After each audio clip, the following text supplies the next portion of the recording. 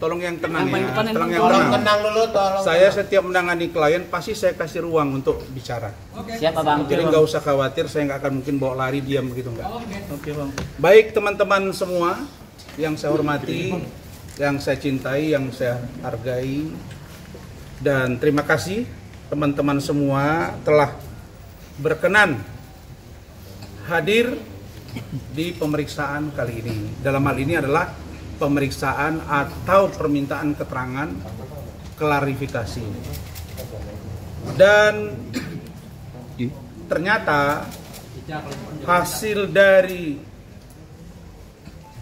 pemeriksaan dan atau permintaan keterangan undangan klarifikasi tersebut berjalan secara baik, secara runut pertanyaannya, terukur, artinya tidak satu pun dari pertanyaan itu yang akan disampaikan Saudara Rahmat nanti jumlah pertanyaannya secara singkat, dan di sini hadir juga Saudara Andrizal ya, dan menyaksikan juga Saudara Bangkit, Saudara Huta Soid, dan Raya, serta Saudara Wafi. Saya ingin sampaikan bahwa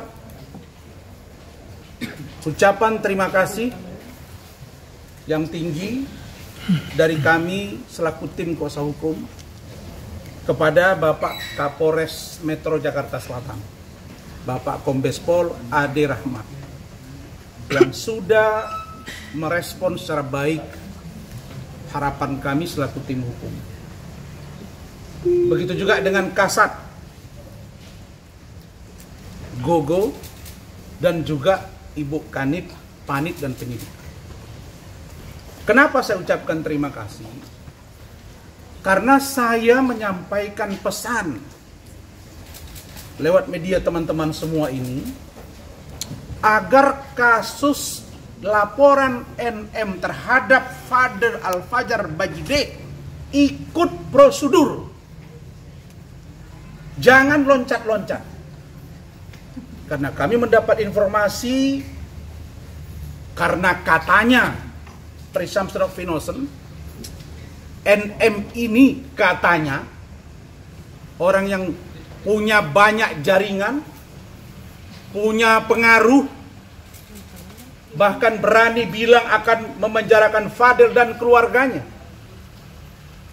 Ternyata Polri, dalam hal ini Polres Metro Jakarta Selatan, telah menjalankan tugasnya dengan baik, dan kami di sana mendampingi lebih dari 2 orang.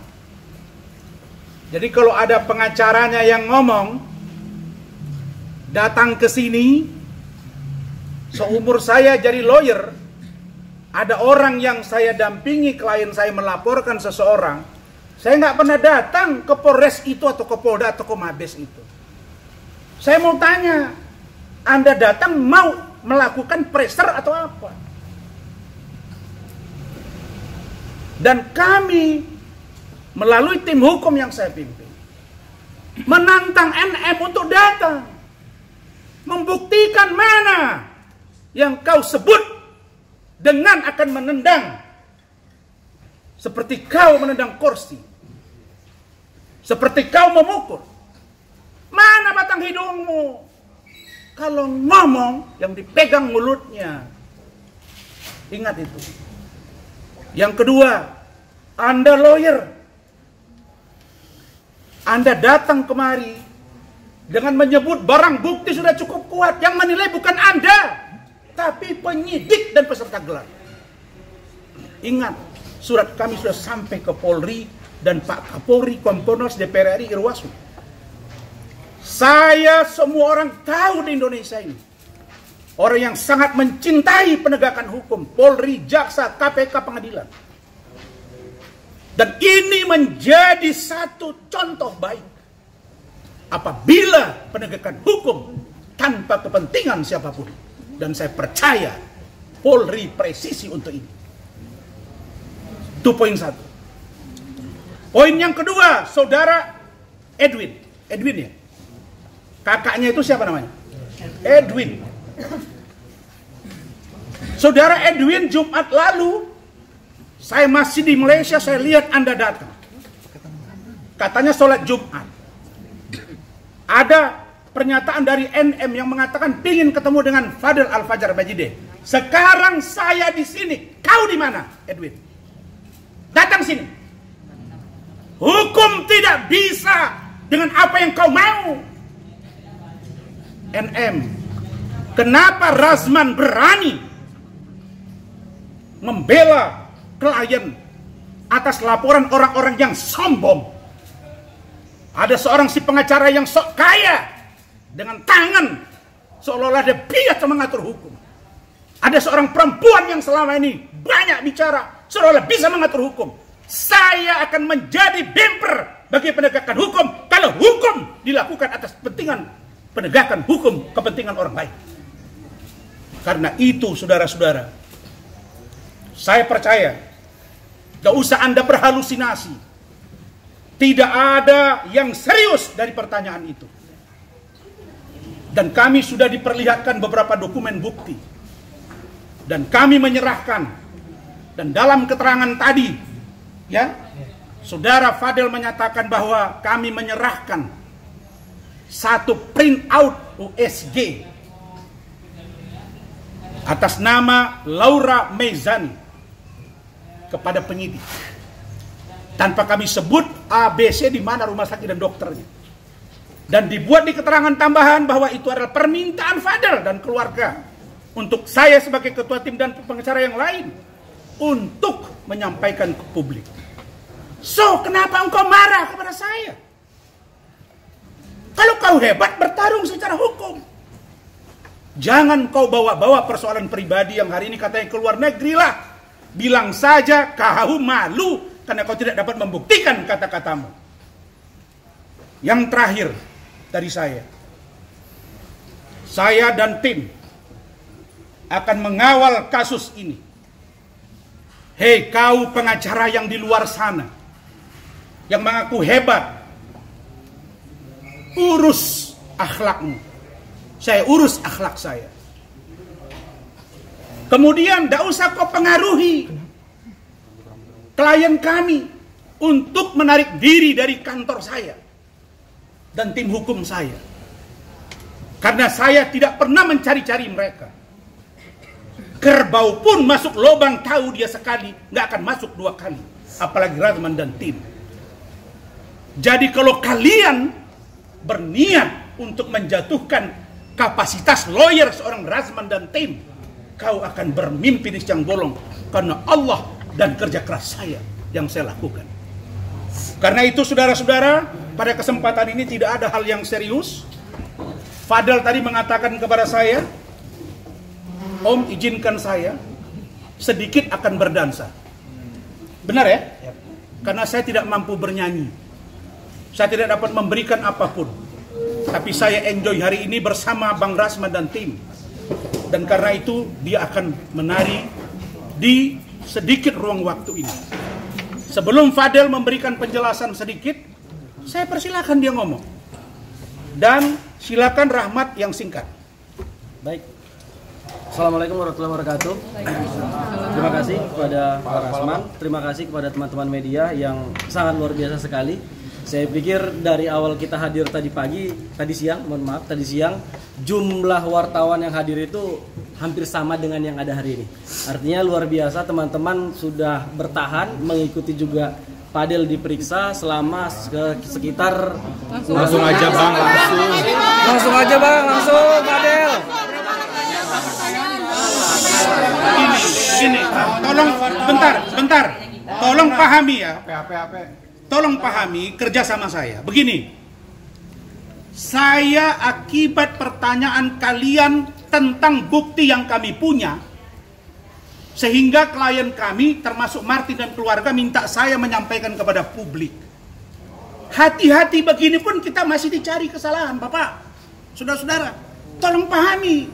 Kami bicara pakai frame hukum. Kalau langsung to the point, tanpa ada bahasan substantif, bisa menjerat leher kami. Meskipun kami sebagai lawyer tidak sama dengan klien. Ada hak imunitas. Silakan Mak, yang singkat. Ya, baik.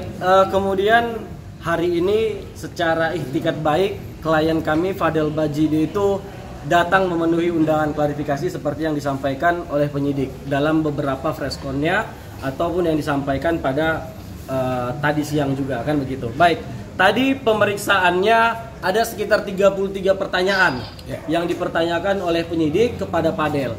33 pertanyaan ini secara lugas, secara tenang dan sesuai dengan fakta. Fadel saya lihat sangat tenang dia menjawabnya. Dia menceritakan kronologi awal pertemuan dia dengan Loli sampai dengan kondisi Loli yang dijemput oleh ibunya. Itu semua diceritakan. Lebih dari 3 halaman hanya untuk menceritakan kronologi. Artinya tidak ada yang ditutup-tutupin, tidak ada insya Allah keterangan palsu atau apalah sebutannya. Karena memang dengan fakta yang disajikan, insya Allah unsur-unsur pasal yang dituduhkan sebagaimana laporan NM itu kami yakin tidak akan terpenuhi. Kemudian tadi fokus pertanyaannya itu ada beberapa pasal yang dituduhkan kepada Fadel, yaitu pasal 76D dan pasal 81 Undang-Undang Republik Indonesia nomor 17 tahun 2016 tentang perubahan kedua Undang-Undang RI nomor 23 tahun 2002 tentang perlindungan anak. Jadi pasal ini pada pokoknya terkait dengan seseorang itu dilarang melakukan kekerasan atau ancaman kekerasan, memaksa anak melakukan persetubuhan dengannya atau orang lain. Jadi perbuatan inilah yang dituduhkan laporannya. Ini supaya clear, kita harus sama-sama mengetahui apa sih sebenarnya poin laporan daripada NM itu sendiri. Karena memang preskon yang mereka sampaikan selama ini tidak menjelaskan secara detail. Artinya hari ini kesengaja kami buka supaya kita mengawal perkara ini sampai dengan tuntas. Nah, secara unsur, perbuatan yang harus dibuktikan dalam pasal ini harus ada kekerasan yang dilakukan, harus ada ancaman kekerasan, harus ada pemaksaan. Itu kalau pernah dilakukan hubungan badan. Tapi tadi secara tegas Fadel menyatakan bahwa tidak pernah ada. Karena memang sejak bertemu dengan Loli, Fadel sudah memperkenalkan dengan keluarganya. Artinya selama perjalanan selama ini Fadel ini benar-benar dijaga oleh keluarga Bajide. Insya Allah keyakinan kita juga, dan itu tadi diterangkan dengan tegas, tidak pernah dilakukan hubungan itu. Baru yang kemudian teman-teman terkait dengan pasal-pasal aborsi yang dituduhkan sebagaimana pasal 427, pasal 428, jungto pasal 60 Undang-Undang RI nomor 17 tahun 2023 tentang kesehatan, dan juga pasal 346 KUHP, kita harus mencermati lebih dalam. Pasal ini secara unsur dinyatakan bahwa salah satunya adalah setiap orang yang melakukan aborsi, setiap perempuan, ya kan? Fadel tidak pernah melakukan aborsi, ya kan? Jadi kami yakin terkait dengan pasal aborsi yang dituduhkan sesuai dengan undangan klarifikasi kepada kami itu, tuduhan ini kepada saudara Loli sendiri. Makanya kami berharap bahwa tadi setelah selesai ada sebuah keterangan tambahan yang sedikit saya buka informasi ini kepada teman-teman media. Kami meminta untuk dilakukan konfrontir agar fakta-fakta yang telah terjadi dahulu itu bisa menjadi sebuah fakta hukum. Artinya di dalam konfrontir itu nanti akan dicari tahu kebenarannya, mana yang benar. Konfrontir ini nanti akan dilakukan antara Fadel sendiri dengan Laura Mezani, selaku yang sebenarnya kalau kita melihat secara unsur pasal yang dituduhkan tadi, harusnya Laura Mezani sebagai saksi korban. Makanya harus dilakukan konfrontir ini supaya tidak ada keterangan yang berbeda ke depannya. Saya pikir itu aja. Baik, Fadel, boleh Fadel. Satu poin. Apa yang disampaikan Saudara Rahmat tentang konfrontir. Konfrontir ini dijelaskan oleh pihak kuasa hukum NM yang mengatakan jangan pernah bermimpi, tidak ada yang namanya konfrontir, tidak ada yang namanya mediasi. Emang kau siapa? Kau bukan penyidik. Yang namanya restoratif justice itu sudah ada edaran dari Bapak Kapolri, bukan IT saja, Tapi pidana-pidana seperti ini juga boleh dilakukan. Yang kedua, kami juga meminta, kenapa dilakukan konfrontir? Bukan head to head antara Loli dengan Fadel, bukan.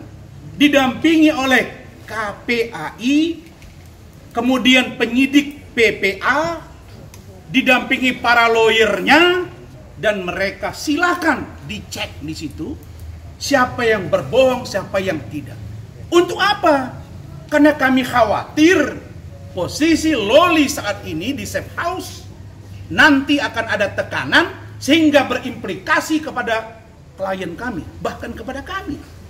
Karena itulah diatur di hukum dan undang-undang boleh dilakukan konfrontir. Berikutnya kami juga meminta agar penyidik memanggil saudara Denny Sumargo. Kenapa kita minta dipanggil? Karena Denny Sumargo mengundang di podcastnya saudara NM, di mana saudara NM mengatakan sudah tidak menganggap Loli sebagai anaknya, tidak masuk dalam harta warisan, dan dikeluarkan dari kata. Begitu ya? Bahkan kalau mati pun silakan dikubur saja. Ibu seperti apa ini akhlaknya begini? Hei netizen, buka mata kalian. Ini semua akan kami ungkap. Tidak murni 100% kesalahan pada anak meskipun di bawah umur kalau ibunya tidak bertanggung jawab. Pasti. Tunggu. Oke. Untuk itu keterangan dari Denny sangat dipentingkan. Kenapa? Di luar dia telah memanggil Nikita Mirzani, Denny Sumargo juga telah memanggil di podcastnya saudara Loli dan Fadel. Jadi clear. Ya, terima kasih semua udah pada datang ya kan. Cuman gara-gara gua doang kalian pada datang. Terima kasih. Dan yang kedua nih yang gua mau ngomongin ke kalian semuanya. Terima kasih juga buat polisian yang udah nanyain gua, dan alhamdulillah gua ngejawab lurus semua, lancar semua. Gila, gue grogi nih, banyak banget gila kalian pada ngerekam gue begini. Gue baru pertama kali gue seperti ini, sebanyak ini. Jadi mungkin gue nggak bisa jawab pertanyaan kalian semuanya karena gue udah jawab semua di depan penyidik. Mungkin gue bakal kasih hiburan aja buat kalian yang udah nunggu lama gue, yang gue kasih hiburan aja dan siap dipanggil kapanpun untuk pemeriksaan lebih lanjut. Betul. Nervous nggak Fadel ketika berhadapan dengan penyidik? Apa? Nervous nggak? Enggak. Tapi padahal seberapa optimis sih? Tadi kan senyum terus pada saat datang, kemudian sekarang juga seberapa yakin kamu akan lolos dari laporan Nikita Mirzani? Yakin itu karena ya ini semua fitnah kan, jadi gue yakin. Fadel, ini kan tadi penyidik menyiapkan pertanyaan 20 ya, dan kemudian 33. Mereka akan menyiapkan 20 nambah 21 jadi 33. Ya, berkembang menjadi saya sudah lihat tadi. Berkembang menjadi 30. Dari Ibu Humas kan? Iya. Lanjut. Kemudian sebetulnya poin-poin apa sih yang didalami lebih lanjut sama penyidik? Ya, mungkin itu udah gue jawab semua tadi di atas ya. Tadi juga udah disampaikan juga sama Bang Rahmat. Mungkin gue nggak bisa jawab semuanya, mohon maaf. Intinya Dari besarnya aja dong. Cukup. Satu dua pertanyaan. Saya tidak mau klien kami sudah ngomong. Cukup ya. Nah, kalau klien kami dipaksa berbicara dan kita bukan konsumsi penyidik, itu berbeda. Jadi kita tidak tanya lagi itu. Oke, cukup ya. Tanya yang tidak pada pokok perkara. Ya bang, tidaknya Jangan tanya yang dalam pokok perkara. Kalau dalam pokok perkara itu kami yang jawab. Kayak gini bang, dibalik aja. Apa yang mau ditanya? Inti dari pertanyaan itu apa yang ditangkap dari?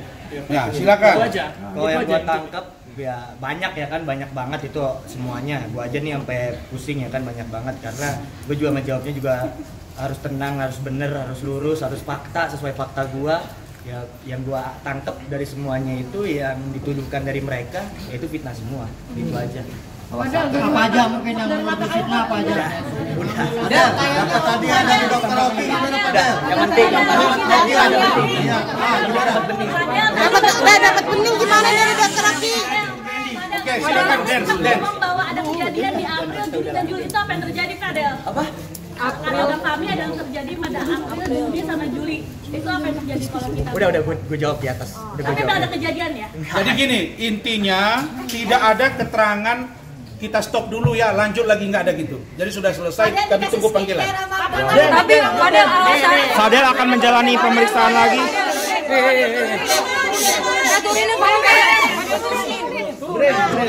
Fadel Bang Rasman, Fadel akan diperiksa lagi kah? Fadel alasan lo. Fadel kapan diperiksa lagi Bang Rasman mungkin? Apa itu? Akan ada panggilan. Yang dilaporin gimana maksudnya? Kapan akan diperiksa lagi? Tentang bukan saya sendiri, tim hukum. Kalau saya nggak salah dengar begitu ya. Dan kawan-kawan, kami ini dia juga si Fahmi itu pengacara. Kalaulah kita juru bicara klien di depan kita, apalagi udah ngaku disuruh kita untuk menyampaikan untuk kebaikan dan untuk menjadi hak jawab bagi dia, karena si NM tuh bilang bahwa anaknya hamil, terus katanya ada si tukang semir dan lain-lain, maka kami menjawab. Nah terus kalau ada laporan ya silakan, tapi Anda kan harus tahu kalau sempat lawyer dipersoalkan terus, ya sudah bubar negara ini. Diperiksa kapan lagi Pak Arsaman? Periksa kapan lagi Bang Rasman? Bang Rasman, Panggilannya tadi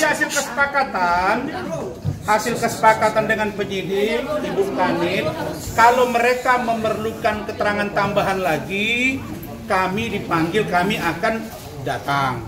Mudah-mudahan sehat. Kalau ternyata nanti mereka merasa cukup, lalu mereka gelar, monggo kita lihat. Yang pasti jangan ada pemaksaan kehendak di negara ini.